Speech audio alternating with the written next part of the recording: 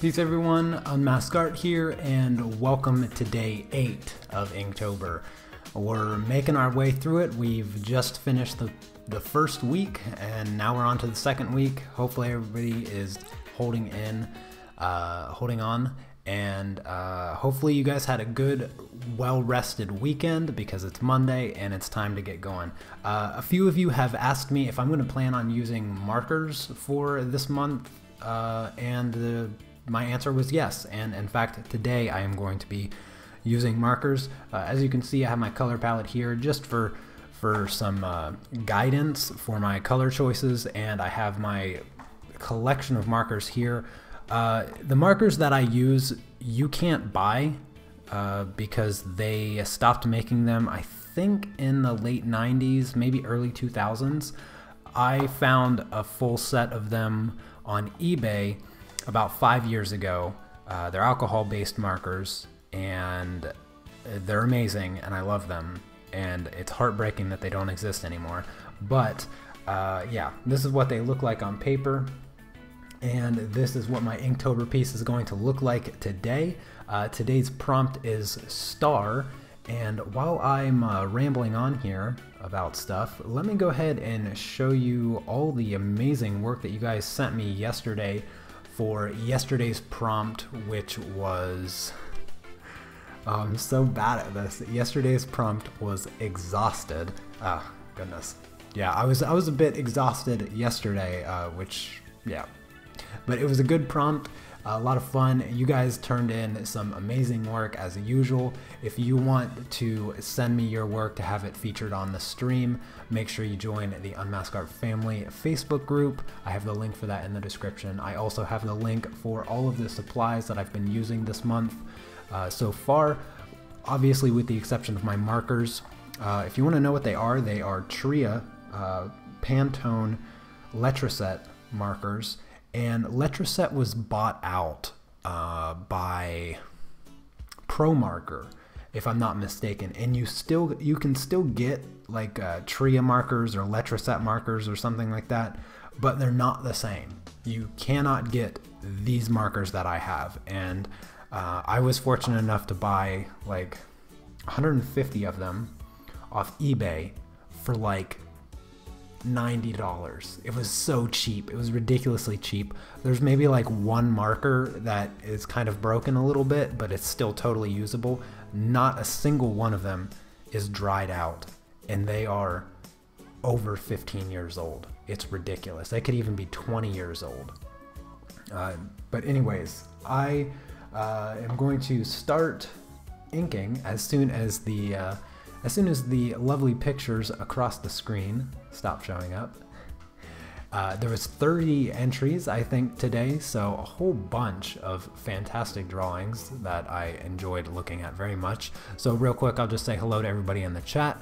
Hello, Lily, Richmond, Stacy, Rushkai, Froline de Jesus, Gihan, Barbara, Stephanie, Bad Vibes, Renata, I learned how to say your name, Lindy, Hannah, Anna, Wicked Illusions. Thank you all so much for coming. I decided to start the live stream a bit early because, you know me, if I'm sitting here waiting and I'm looking at the clock, it takes forever, and there's just no point in making everybody wait any longer. I see you guys early in the chat, and I'm like, yeah, whatever. I'm just gonna go live and have some fun. Yeah, that's what I'm gonna do. So as you can see, you can kind of see what my sketch is, what I have planned for today, and I'm gonna grab my brush, and I'm just gonna grab my black ink and do a bit of inking here. And I'm just gonna fill this in. This is gonna be a silhouette. That's the plan. I'm gonna do a silhouette, and then I'll do a space scene using markers in the backdrop. I might even cheat a little bit and grab some colored pencils because when I do a space scene with markers, I like to add a lot of extra depth to the image, and the best way that you can do that is by grabbing some colored pencils. You can create those like nice galaxy like clouds and stuff. And I think I might do that. We'll see how this goes. We'll see where I take it with the markers. And if I feel like it, I'll grab some colored pencils. There's no rules. There's no rules here. I forget what I was gonna do. Whatever, I'll just keep brushing on some ink. Hello, Sleepwalker. Good to see you again. And Chrissy, it's been a little while since I saw you in the live stream. I was wondering what you were up to. Must have been busy. So I'm glad to see you able to make it today.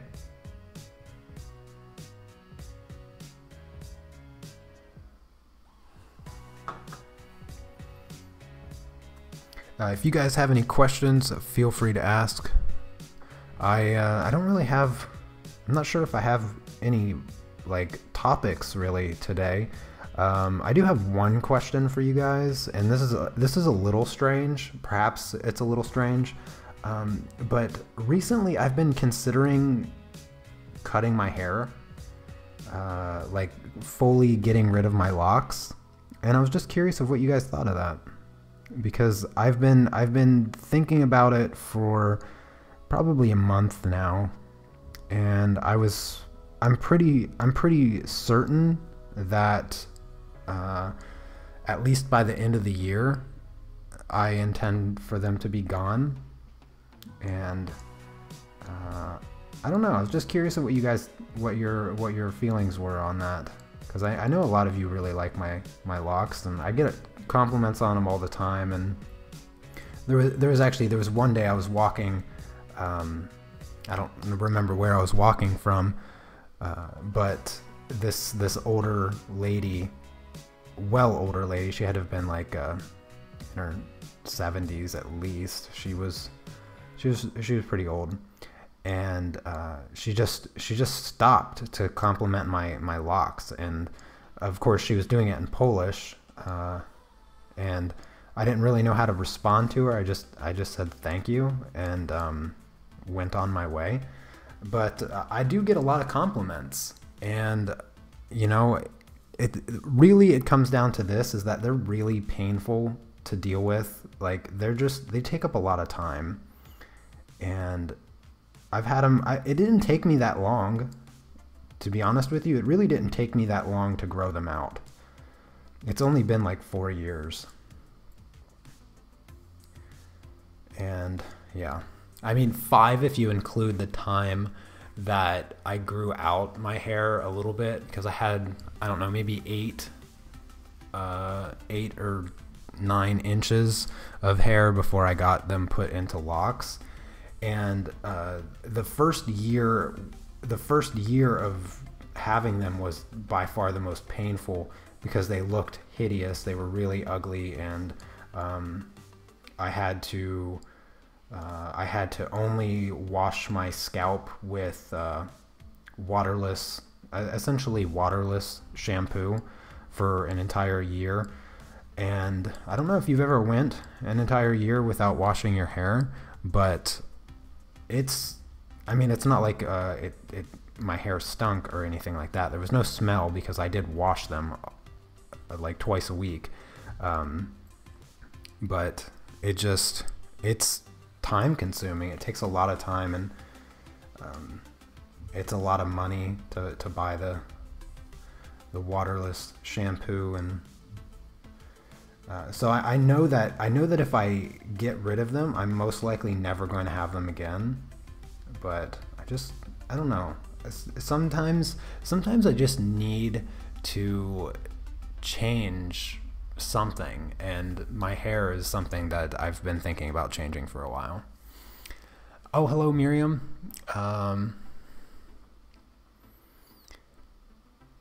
I've been all over the place this week. Oh, that's understandable. No, oh my god. I think you look okay and cute, and why don't you want to cut?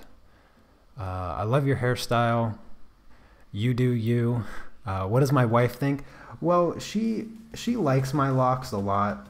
She does. I think she would be okay if I cut them. I don't think she'd, disown me or anything. She really does like my locks though. No doubt about that. But they are costly. You know, they cost time to maintain. They're a pain. They're a pain to like sleep. Like they're just flopping all about all the time. I wear a lock sock when I go to sleep, but oh gosh, I have so much hair and it's so heavy that, you know, by the time I wake up, they're just choking me, and you know, I have to sleep with them on top of my head because otherwise I can't lay on the back of my head. And yeah, they're just, you know, there's a lot of negatives that I didn't really anticipate when I was growing them out, and I just kind of dealt with it because a lot of people really liked them, and I like them. I always wanted to have locks, and when I finally did, I was like, okay, I have them, and you know, I keep them clean and I maintain them. I was actually just maintaining them before the stream a little bit because it's kind of a daily thing. But you know, it's just something that I've been thinking about, and I didn't really have anything else to talk about today, so I thought I'd just ask you guys what you think, because I know you know, you probably can't really imagine me without them, but you know, I think I'll still look okay without them. Your locks are your signature. Maybe just cut them shorter. See, that's the thing that I want to avoid. I want to avoid like a signature look while I'm still relatively unknown as an artist and as a YouTuber, because you know, to make the comparison, Bob Ross hated his hair. He absolutely hated his afro hair, and I can kind of relate to that a lot. Because if I don't have locks and I just let my hair grow out, I have an afro just like Bob Ross, except it's a little bit lighter. He had black hair and I have just like a medium light brown. And, you know, I don't want to get to that point where I have to keep them because it's like a signature look. It might be a signature look to some of you, but I don't know. I think it just might be time for a change. And I was actually considering, like, maybe on the last day of Inktober, I would just take a pair of scissors and chop them off on the live stream, and then of course sign off on the live stream and finish fixing my hair, because you know, I can't do it all on the live stream. The other thing about them is that they're really heavy on my neck, and I'm not sure if any of you know this, but I have like neck problems. It's not like severe or anything, but I do get disability for it, and you know, they weigh a lot. That's one thing that I'm super interested in, is when I do cut them off, I want to weigh them and see how much they weigh. Yeah, it was just a topic. It was just something I wanted to talk about with everyone. Let's see. Change is good. My friend kept his like a huge spider in a jar. I have my sister, Cece's husband, used to have locks as well when he was a teenager, and when he got rid of them, he saved them. He keeps them in a well, not so much anymore since they moved into an RV, but he did keep them in like a flower vase, and he always had them there. They were never as long as mine are now, but they were still pretty long. They were just a bit shorter than what I have. Too many men complain the opposite. They don't have much hair. There's always something. Yeah, I don't think I'm gonna have that much of a problem with my hair. I have a ton of hair. And I don't think that, I mean, even my dad, he's like 66, 65 or something along those lines, turning 67, and he still has plenty of hair. I don't think I'm going to be struggling with my hair for a really long time. And I remember when my dad was turning 50, I don't even think he had a bald spot yet. He was lucky, and I think I'm going to be one of those lucky guys as well that doesn't really have an issue with hair loss for a long time. Keeping my locks for too long can damage my scalp, which can cause bald spots in like unflattering areas of my head. So that's another thing that I got to keep in mind. Like my scalp needs time to heal a little bit after getting rid of my locks. I just don't think I want them in my 30s. I grew them out throughout my 20s, and it was a cool thing to do, I guess. And I think, I at the end of the year, I'll be saying goodbye to my 20s, and I think it's just time to like move on and take my look into a new direction, a more mature direction. Not to say that locks are immature looking, just they're often associated with like a bunch of negative things that I have nothing to do with. I remember when I was still in college, it was like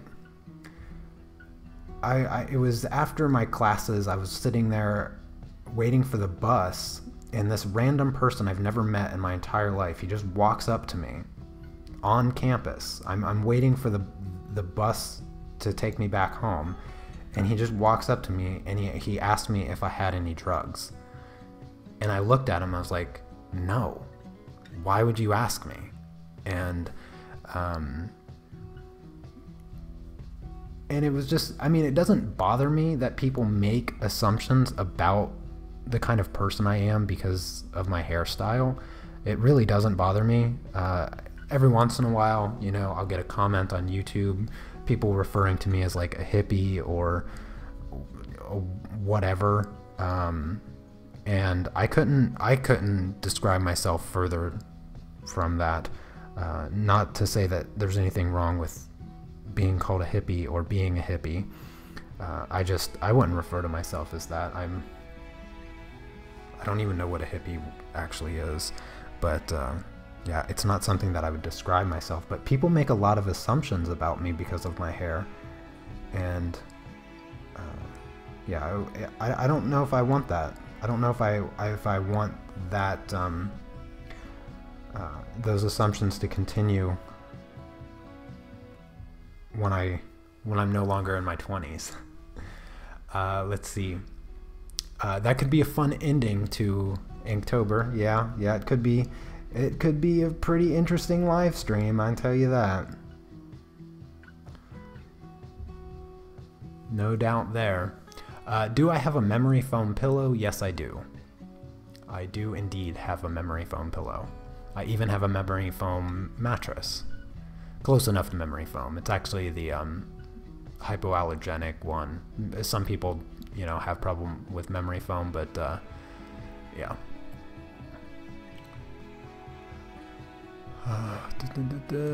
Just trying to follow the chat best I can. As an older person with serious neck problems, I'm gonna say cut them off. When you get older like me and you have neck issues, they're only going to get worse. Yeah, I totally can understand that. I've had neck problems. I've had neck problems for a very long time. It's since I was in the military.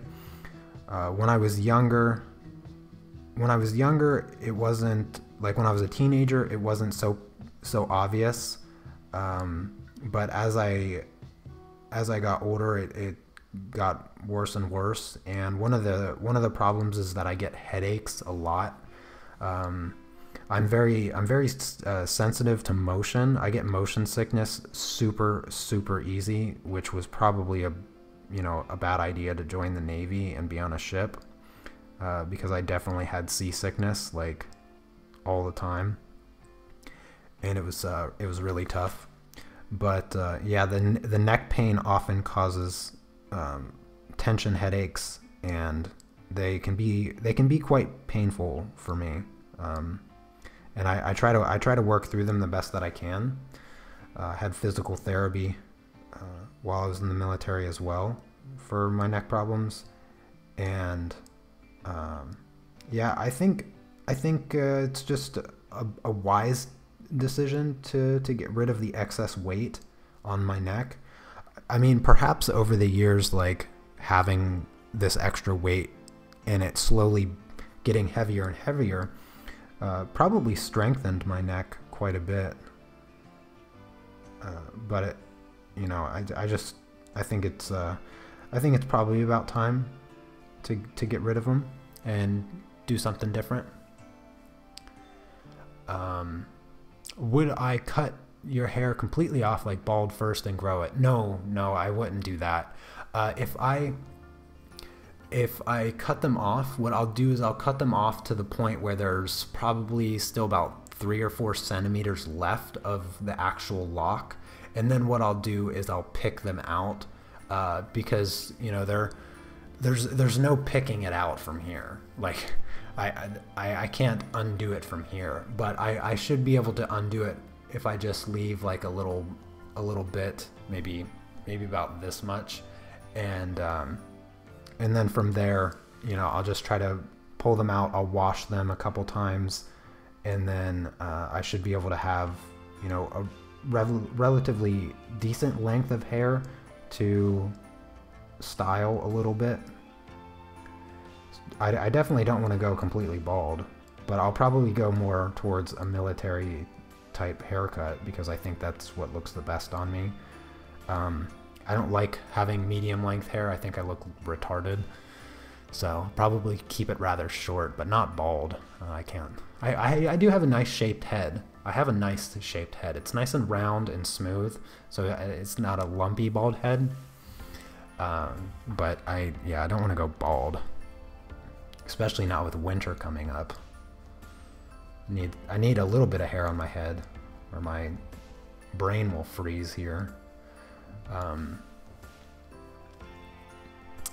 I really need to remember to be here sooner as you plan to make the stream. I always on time, and I'm still missing like 15 minutes.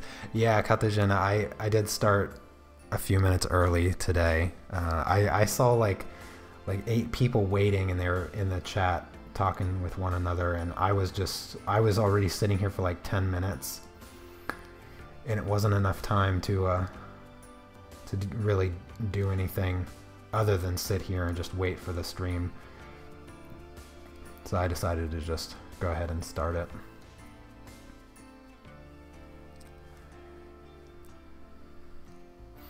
I want to thank you for all your tips. Drawing lines down have really helped me. Oh, well, you're very welcome, Stacy. I'm glad that you've seen some improvement in your work. I appreciate you letting me know.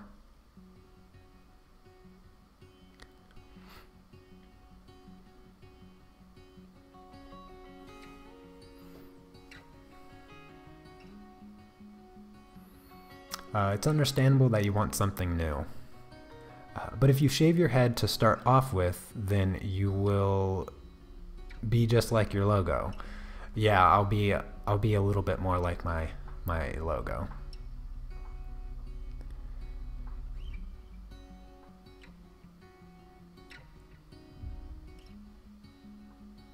Yeah, the lockless monster, Shiny, and her fantastic puns.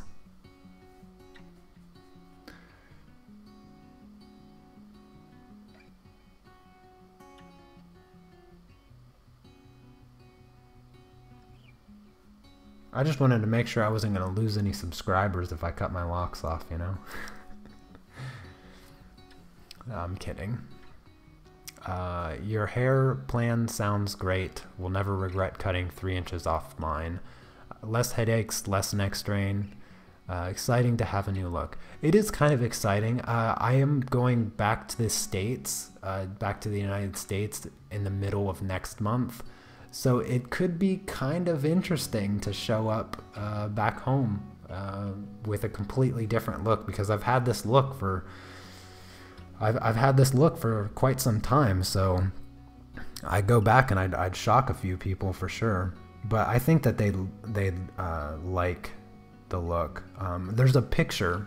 Actually, I have a picture of me at my sister's wedding, and I really you know, I came across the picture not too long ago, and I was like, you know, I think I wouldn't mind going back to that look. It was like right after I got out of the military, or maybe I was still in the military. I actually can't remember, but yeah, it was just I had a little bit of facial hair, and I just had a short kind of military cut, clean cut, you know, short on the sides, a little bit of length on top. And I personally wouldn't mind going back to that look.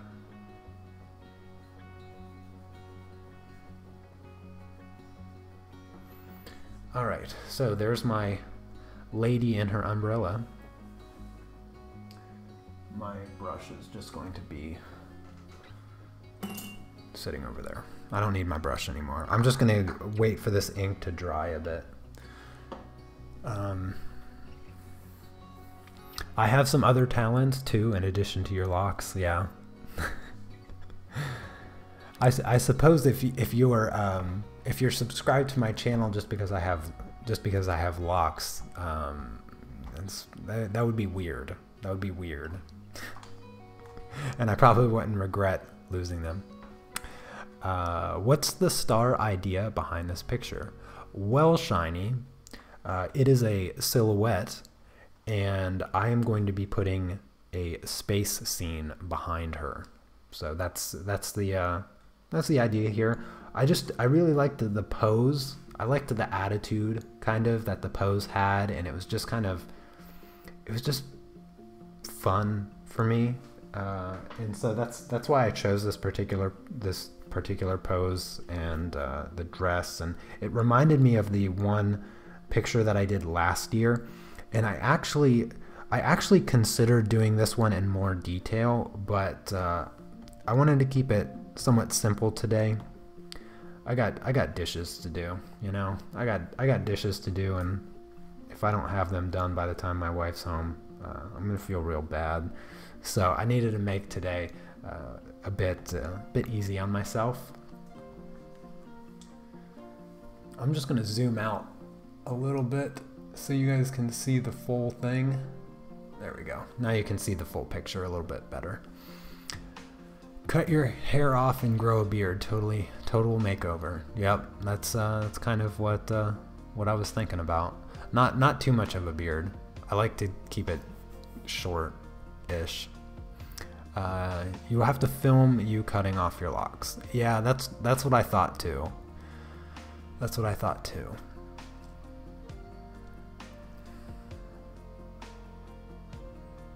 I suffer from chronic neck pain. I get 8 nerve blocks every 6 months. Your head weighs a stone. Without locks, you're putting more pressure on the discs in your neck. Yeah, I totally agree with that. And I'm sorry to hear about your neck pain. I feel your pain, and yeah, I think it might just be time. It might just be time to cut them off. Hello, Raskai. I'm glad you subscribed to my channel. Thank you very much. And Jacqueline, thank you. I also like the silhouette. I'm glad you too. What is my favorite medium to work in? I know somebody in the chat can answer Stacy's question. See how well you guys know me. It's a easy question. Somebody answer Stacy for me. I'm doing a space theme too for Star. Yeah, it seems like the go-to idea for me. It actually wasn't my first idea. I actually considered doing kind of an ink portrait of like a famous person, but I don't, and then like a star, you know, like a movie star. But I couldn't decide which one I would do. Any other ideas for what to draw today? Yeah, just what I said.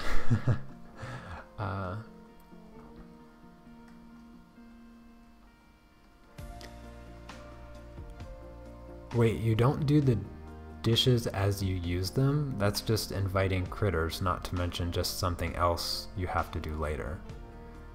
No, I don't do the dishes as I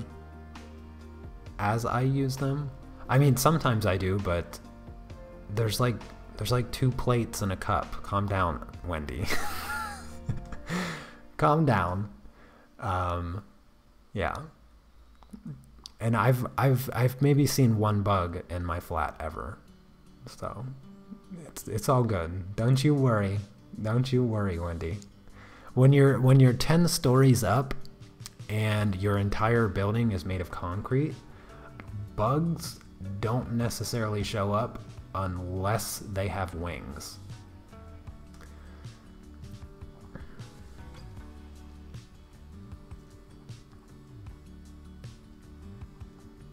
Your drawing is super beautiful. Which ink did I use? Oh, so I just used, it's just a standard black ink. There's literally nothing special about it. What is the brand? It's a Koh-i-Noor. It's Koh-i-Noor black ink, drawing ink. That's it, yeah. I went with this one. I don't know where I don't even know where I got this ink. I've had this bottle of black ink for so long, I don't even remember getting it, to be honest with you. What I'm doing, just so you're aware, I'm waiting for this to dry completely before I grab any markers. But if you guys have any ideas for color, here's my color chart here. You know, I don't have anything planned. I have no references or anything for the galaxy scene, the starry night scene that I plan on doing. But what are you guys feeling for this picture here? I kind of like the idea of maybe doing a bit of turquoise and purple. I don't really want to do something warm. I'm kind of feeling like a cooler color. So like more bluish greens and purples as opposed to the brighter greens, the brighter yellows and reds. I'm thinking more of a cooler tone for my galaxy scene here. So you guys have to give me your input on what pink could be a good one too, actually. I could incorporate a bit of pink. So pink, turquoise, purple. I think those colors could be fun to use, but not a hot pink. So not like 211 here, where that's really warm. Let's see. This 528 color here is a lot cooler of a pink. It's a much cooler pink. And this, I don't know why this says purple. That's what it says on the marker, but it looks pinkish. This one's I don't know, that one's maybe a bit too warm. But I do like these 2 colors here, the 528 and the 265. I think those work really well together. And I can use some of the lighter purples as well to fade into the pink, to fade into the turquoise, to fade into the purple, and all of that. I think that would be nice. Blue, purple, green, and yellow.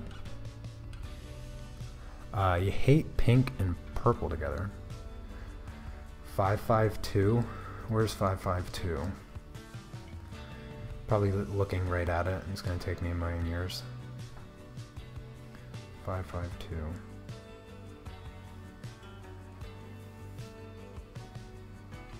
You're probably just giving me a number and it's not even on here. I don't see 552.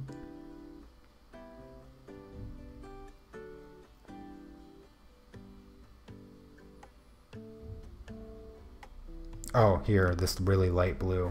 Yeah, I see it. That is a nice blue. That blue's a little bit warmer, I feel like.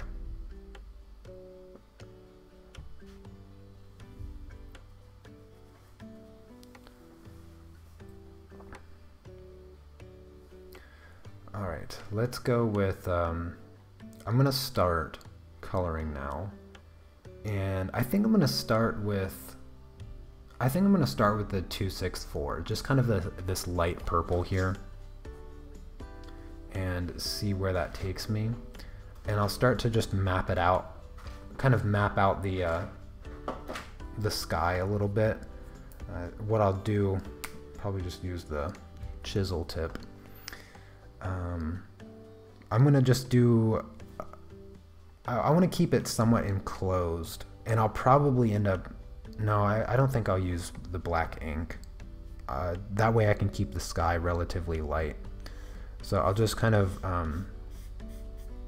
sketch in where I want this purple to go, and I'm going to keep it rounded, I think.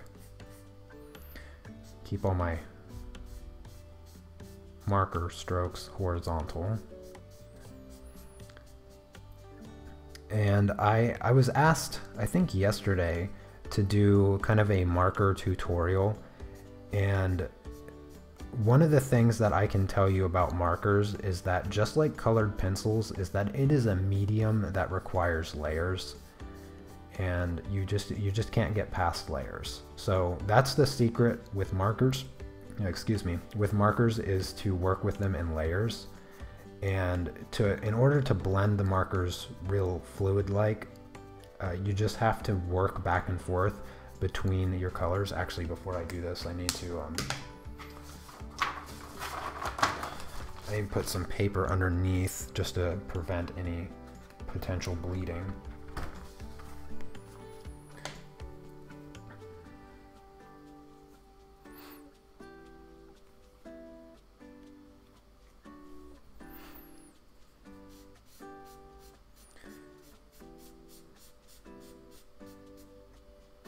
But yeah, that is like a big, the biggest tip I can give you when it comes to working with markers is that to get them to blend together, you have to keep them wet. So you have to work a little bit fast, but you have to layer them back and forth.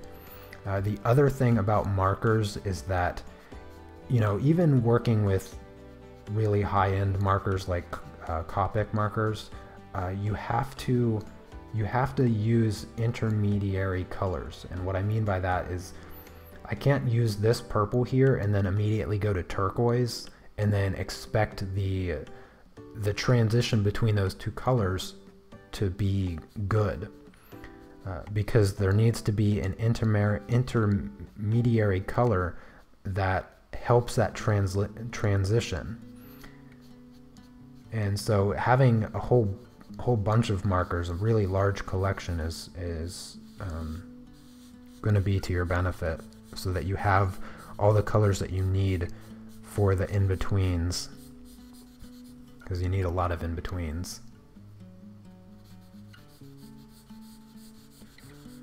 Unfortunately, markers is a medium that I really like to use, but it is really expensive to get into, because I've tested a lot of like lower tier markers, and they are just trash.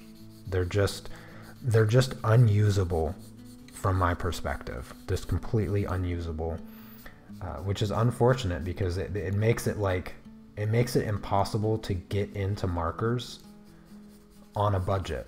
You almost just have to fork out like $500 to start with markers, because the difference between like the good markers and the bad markers, since I've used a whole bunch of the bad markers, is that the bad markers don't blend. And I don't care what anybody says, they don't blend. They don't. If you use good markers, then you know what good blending is with markers. If you only ever used bad markers, then you can't talk. You can't say anything, because I've tried out all the blending methods with the cheap markers, and they just don't work. They just purely do not work, and there's really nothing else I can say about them. All right, now I want to go into turquoise a little bit. I want to go into turquoise. I have this purple is what I just used, and I would like to go maybe not too dark, but I really like the 339 color, so I need to move from here to here. So it needs to pass through a bit of blue. So let's see, which is in turn going to be more gray, I think. It could possibly be 549, or actually 535. I think 535 might be the color here, because this is actually a purplish gray.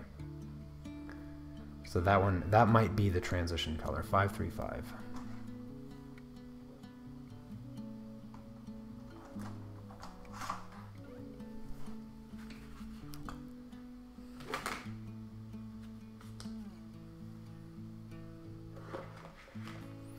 I have not tried the Ohuhu markers. I mean, there's a lot of markers that I haven't tried that might be like more budget friendly, but of the markers, of the lower tier markers that I have tried, that people try to claim are good and they blend and they look nice and all that. Things like that just kind of get on my nerves, because one marker in particular, geez, honestly I can't even remember the name. They're not even worth naming. Wait, 353? That is the wrong color. 535. That was close. That's funny. They're very close to one another.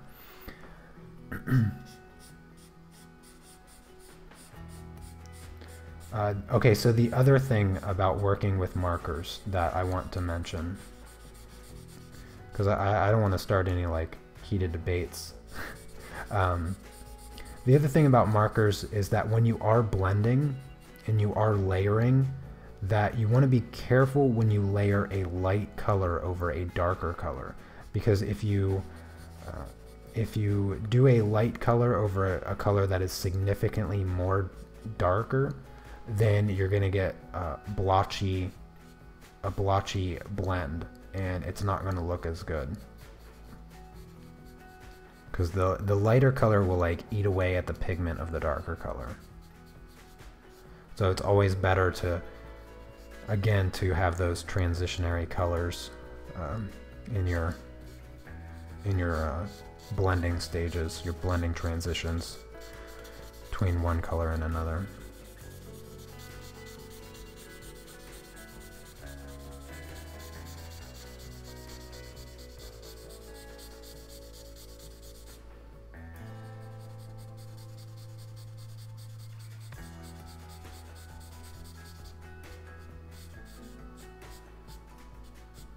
I gotta say that the ink here, that ink that I used there on the silhouette, is working out super well as far as not bleeding or just getting mixed in with the ink of the marker. Alright, so now what I'm going to do is I'm going to switch back to my purple and just rework that edge there. It's still a little damp from the gray, so that makes it more blendable.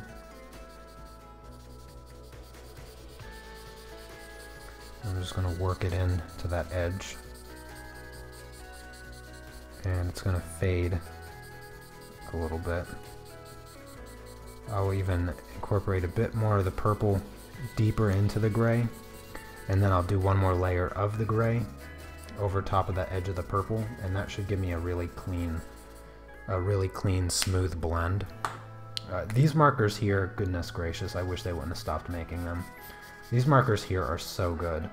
I had, they're back in the States, but I had a set of the warm grays Copic markers. They were like a set of 12 or something like that, and they were just the warm gray set. And I have a warm gray set with these Tria markers here, and they don't compare. The Tria markers outperform the Copics in their blending abilities. It's just, they're such amazing markers. I wish they wouldn't have been bought out by Pro Marker, and I wish they would have never stopped putting the ink that they put in these markers. Apparently, the downside of these markers were that people complained about the smell. I never had an issue with the smell. and the inks, some of the inks or the ink in general is toxic, maybe, or something like that, or it's considered hazardous or something, and they can't ship them overseas, which makes, you know, supplying the world with these markers a bit more difficult. I don't know, I tried to read as much on them as I could to figure out where they went, because they're just so good. Alright, time to grab the turquoise color, which is 339. Here we go. I'm gonna go turquoise. I wanted to go darker purple. I think maybe I'll just do, yeah, I'll just do like the purple, the turquoise, and then blend into a darker purple. I think that's where I'll go.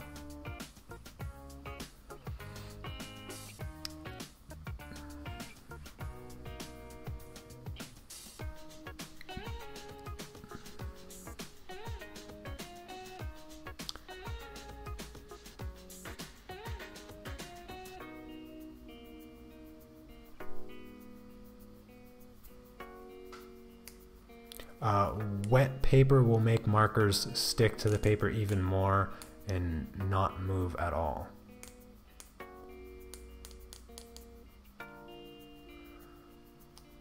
Paper, that's also another thing that I need to talk about with markers. The almost equally as important as the marker brand that you choose, the paper that you work on is a huge factor in whether or not the markers work. If you use something soft, cotton-based, then it's just going to drain your markers dry completely.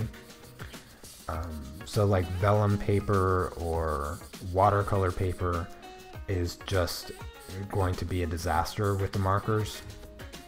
You want the smoothest, tightest paper that you can find. The paper in here, this is multimedia paper. It's rather dense, but it's super smooth, and it is amazing with markers. It works well with the watercolors and the inks, and this is a really well-rounded paper. The other paper that works really super good with markers is the Bristol Smooth and Plate paper, Strathmore, Bristol Smooth and Plate. Those papers are excellent with markers. They're very smooth, and they have they don't absorb the marker a lot, and the blending is just fantastic. I've never tried actual marker paper. From what I've seen, it's more of a smeary paper where you push the marker ink around, which I'm not a huge fan of the idea of doing that. I prefer the ink to stay put and then just kind of fade with a blend. Hopefully I don't need another transitionary color between this turquoise and this gray purple.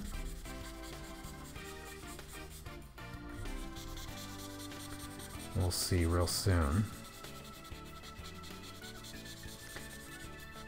The turquoise has a bit more value than the grayish purple here, so it might make it difficult to hide that transitionary line, but I might be able to get a little bit of it. The idea is to just keep it wet, and as it starts to dry, you can see how the gray and the purple faded together almost completely seamless, and it might not be exactly the case here with these two colors.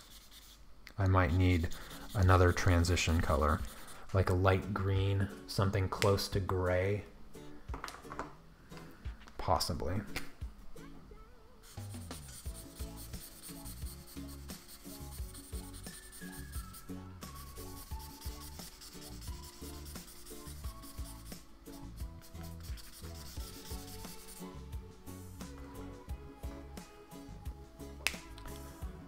Loving this music, feel like getting up to dance.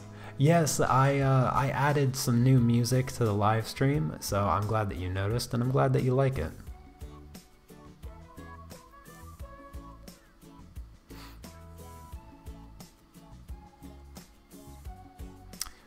Is vellum absorbent? I thought it would be good for markers. No, vellum is a cotton-based paper, and it's actually rather soft. I have... Actually... No, this is not vellum. It's too thin to be vellum. Yeah, actually no, this...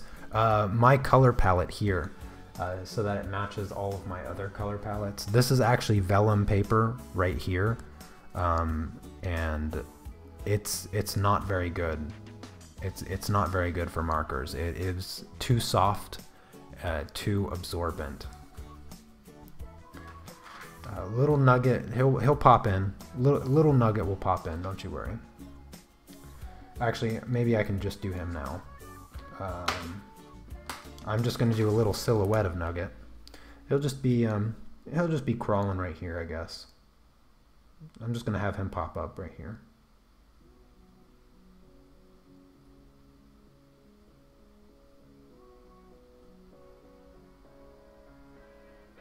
Yeah, let's just put little Nugget in down here on the bottom.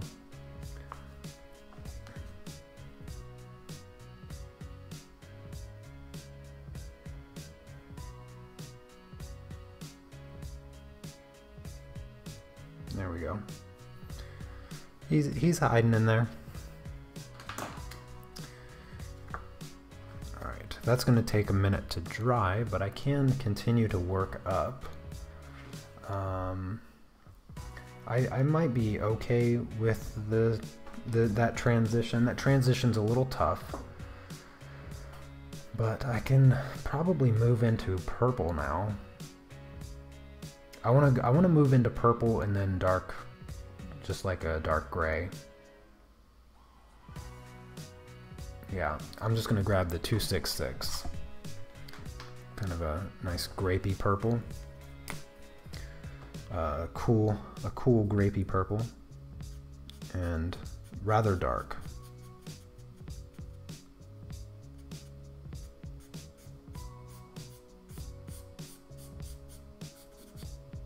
Probably go up to here with the purple.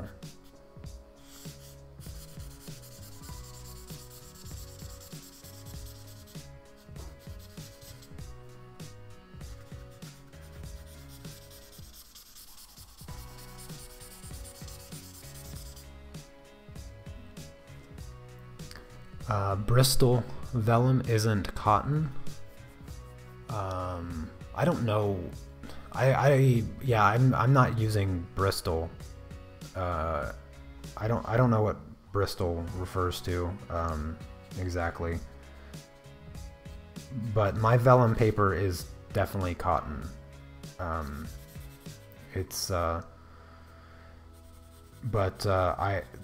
Bristol paper that I have is Bristol smooth paper, and I'm almost 100% certain that it's not cotton. Bristol vellum is different than just regular vellum paper. The names that they come up with paper, it makes it confusing. But I can assure you the vellum paper that I did my color chart on is cotton.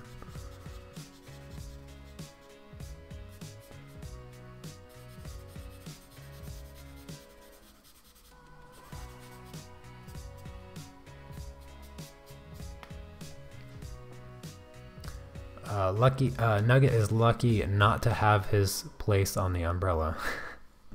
Yeah, I thought about actually putting him like on her shoulder or something, but I didn't want to mess with the pose. Because you'd have to like know that it's Nugget there for it to not look weird.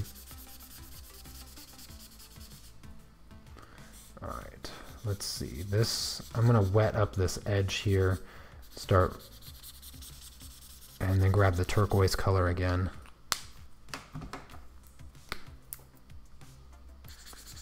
And see if I can't get a reasonable transition between these colors.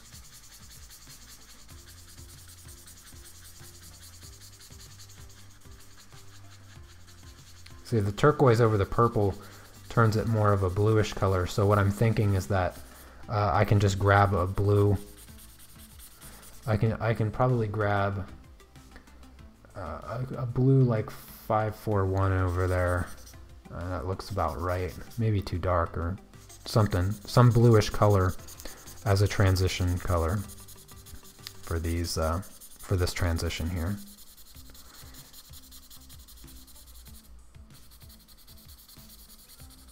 That might be what is best. I need to rework this gray. The transition between the gray and the turquoise isn't bad. Now it's just the transition from the second layer of gray and the rest of the gray. That's kind of the trouble now. So I'm just gonna do a quick layer here and let that dry, and then hopefully I have less of a line there.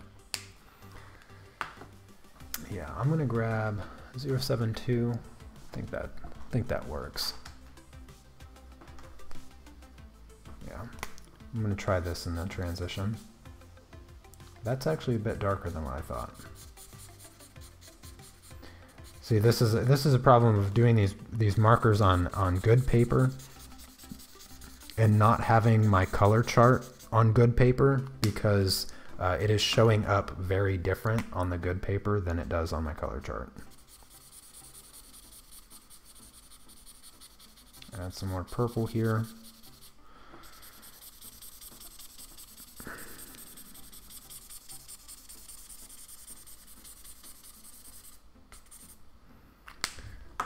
Go back to the turquoise, try to rework this blue edge.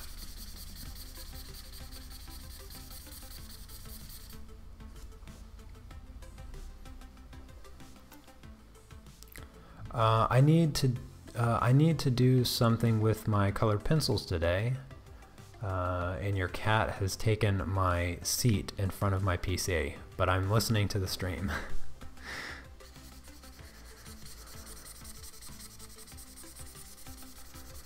Yeah, that sounds like what a cat would do. Take your seat.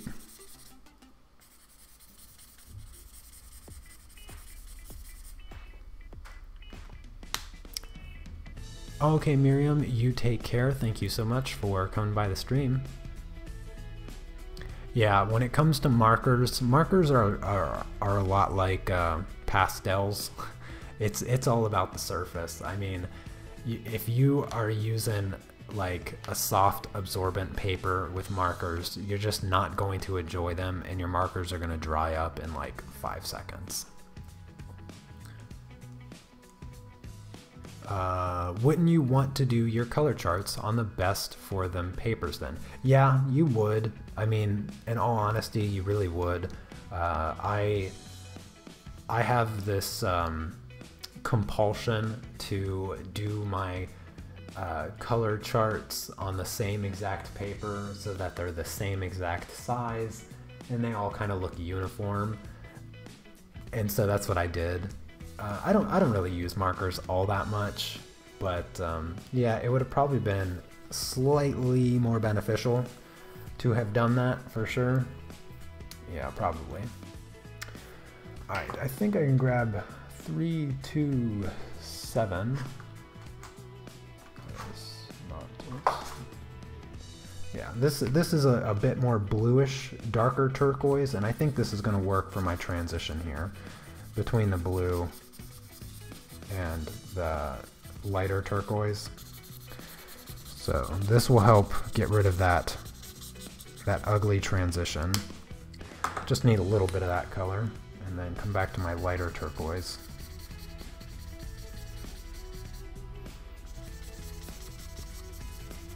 There we go. That should work. And now the sky should have a nice layer to it. And what I'll do is I'm gonna use some more purple. I'm gonna do another layer of purple really quick to just darken it, because this will help that purple just appear to be a bit more darker. With an extra layer of it. because markers are quite translucent, so an additional layer will help them be a bit more even. And then I'm going to go dark. I'll go dark blue, or a dark purple. This is actually the darkest purple that I have, unfortunately. So what I will do is I'll take, I'm just going to take black, and then I'll just color purple right over top of it. So I'm just going to come up here and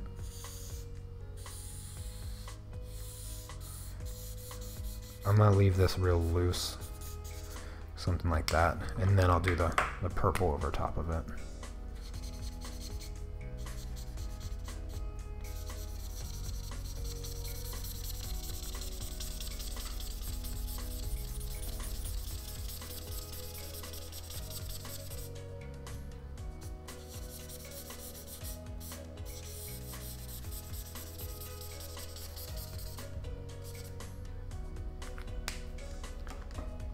Might even want to just go gray. I'm going to grab gray.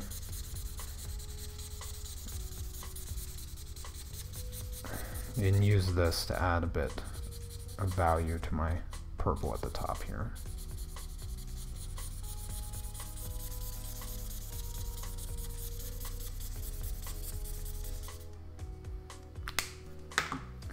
I'm going to grab the blue.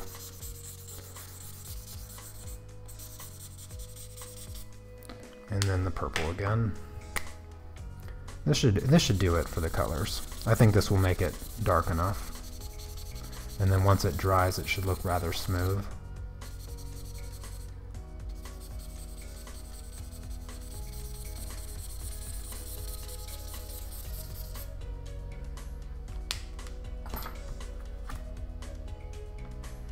Yeah, I think that works. I'm just going to let that dry.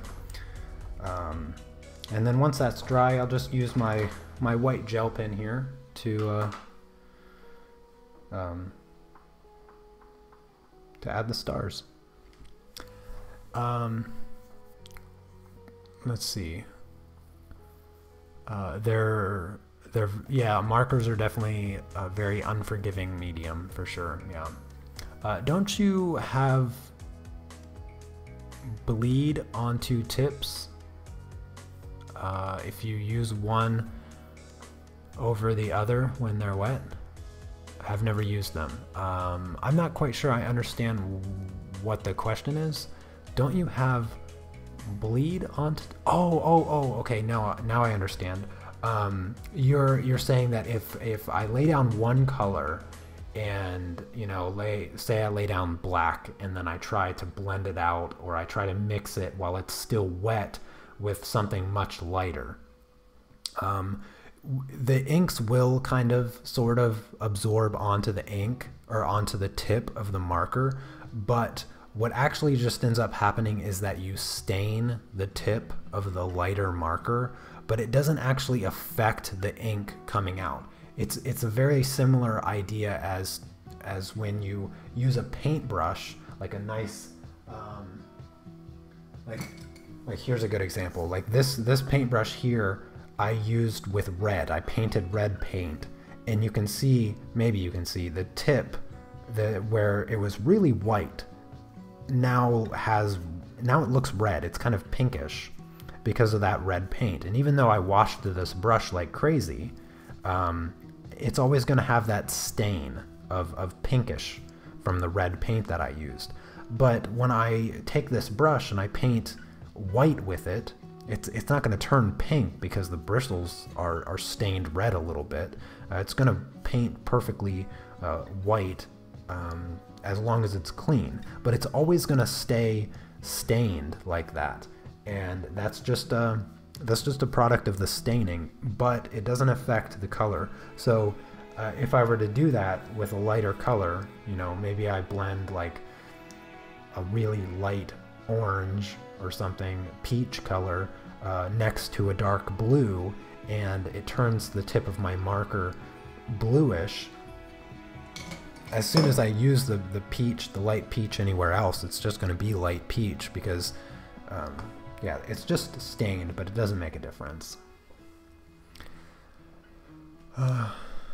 Let's see. You should have done a dark blue and then layer the purple over that and then touch black on the very edge. Yeah, maybe. I think probably do a little bit of blue. Oops, wrong side.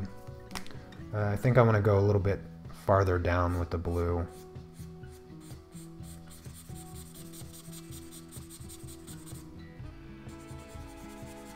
Because it's a lot of purple here, and I think I just want a tiny bit more blue.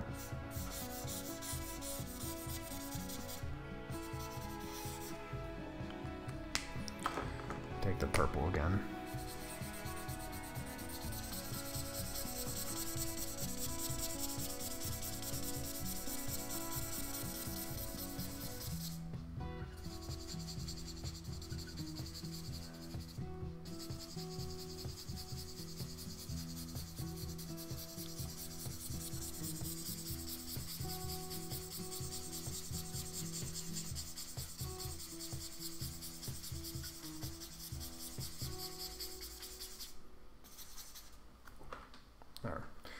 I think once that dries, I'm going to put the markers away now because I'm satisfied with that. I'm satisfied with the way that looks. Let's see here, 339. Where's that at? Oh, it's on the edge here.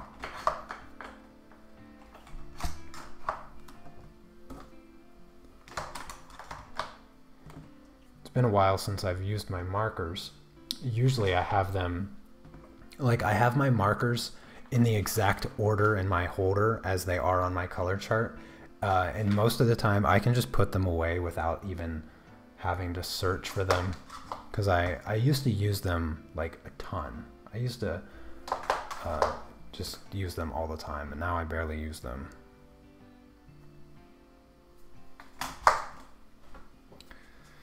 Alright, I'm just gonna hang my color palette up. These markers work better in your hands. I never managed to create a proper transition with them.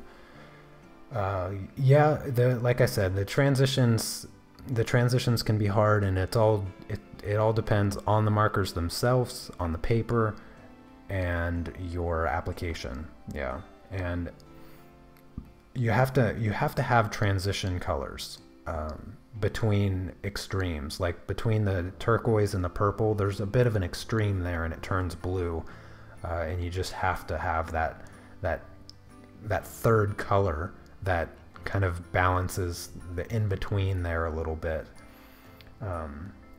Same thing with the purple, the lighter purple and the turquoise. You know, I needed to use that gray to get that transition to look even halfway decent. Is this special paper? Yeah, I mean, it's not special in many regards, but it's the paper that comes in this Stillman and Burns sketchbook, and it's super smooth. It's just perfect for ink and markers. Well, it could be a little bit better for markers. I won't lie. It could be a little bit better for markers. It's not the absolute pinnacle. Honestly, the Strathmore Bristol plate paper, I would say, is the pinnacle of marker paper. But this paper works well enough for sure.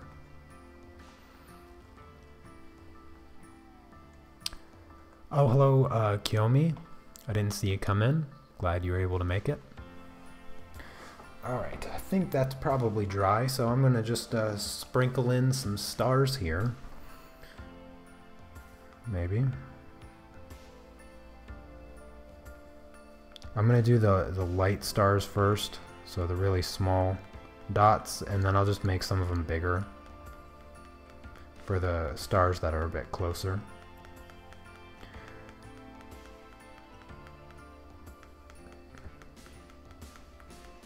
I thought I was going to grab some colored pencils, but you know what? I'm satisfied with the way that this sky looks here. I don't think I need to use any colored pencils for anything. This gel pen is not doing its job.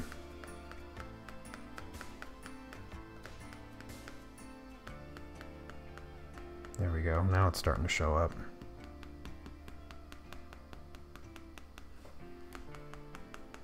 Still a little damp at the top. I should probably wait a tiny bit longer, but it's fine.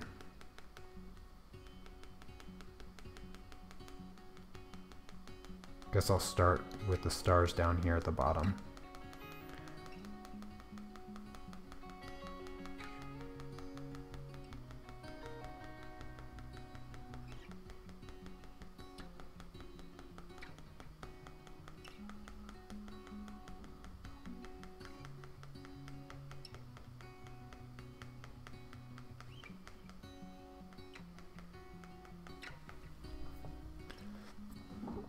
I'm not going to have much left to do after I finish these stars. In fact, it's probably going to be done after I finish the stars. So if you guys have any questions before I go, now would be the time to ask, because I'm guessing maybe 10, 15 minutes at the most of the live stream left. I feel like this one was a quick one. What, about an hour or so? Little over an hour. Not too bad. But I'm just going to finish up with the stars here. And I hope that you like the way that this one came together. Hopefully I gave you some helpful tips with markers. At least it's the tips that I gave you are what has worked for me over the years of playing around with markers. So hopefully a few of those tips will help you with your own journey with markers.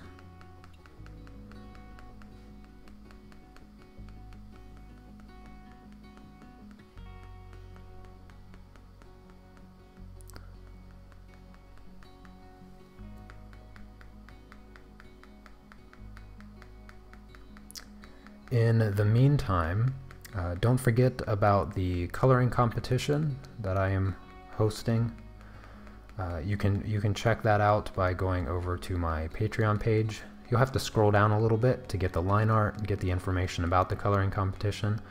I have not had very many submissions so far, so your odds of winning are very, very high.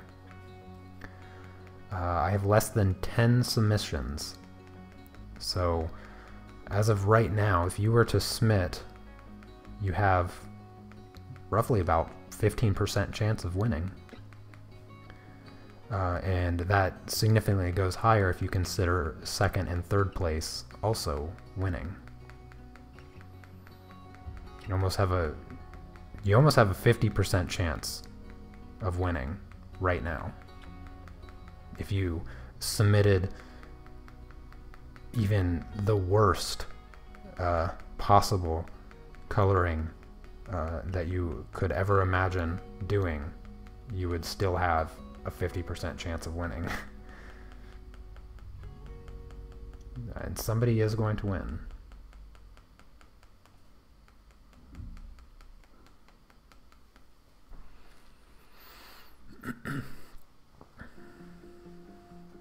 Did the coloring competition, haven't posted it yet, a few tweaks to go. Oh, okay, Shiny. Well, I look forward to seeing your submission. Alright, I think that's enough of the small stars, so now I'm going to do some of the bigger stars. Maybe, if this pen will write.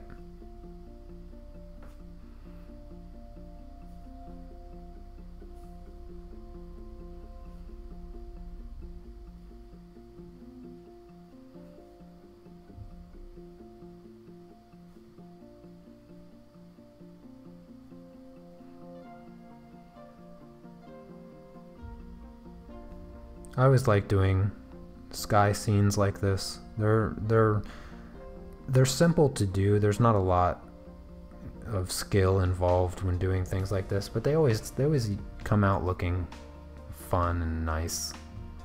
Let's do a shooting star. So what I'm going to do is I'm just going to do a blob and then streak it. So I'll just do like a blob of my gel pen and then streak it with my finger. Let's do that again there.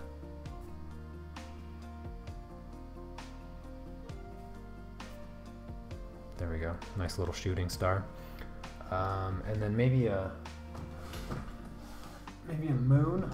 Let's see here. I got,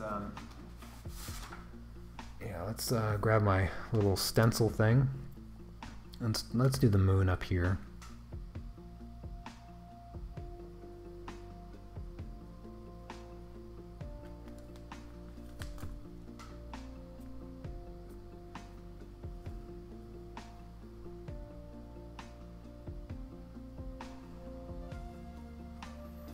Yeah, simple, fun, and easy. Just about anybody can create a scene like this. I would say, not the most complex.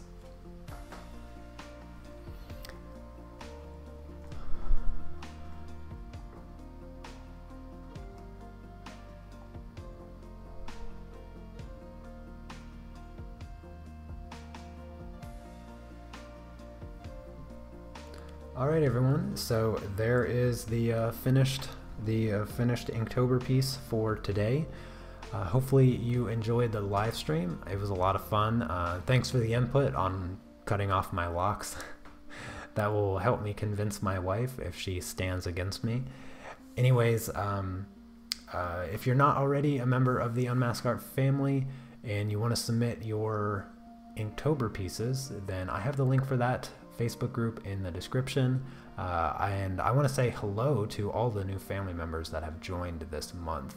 It's probably been pretty overwhelming for some of the moderators. So I also want to say thank you to all the moderators of the group for your support and your continued effort to make the group what it is.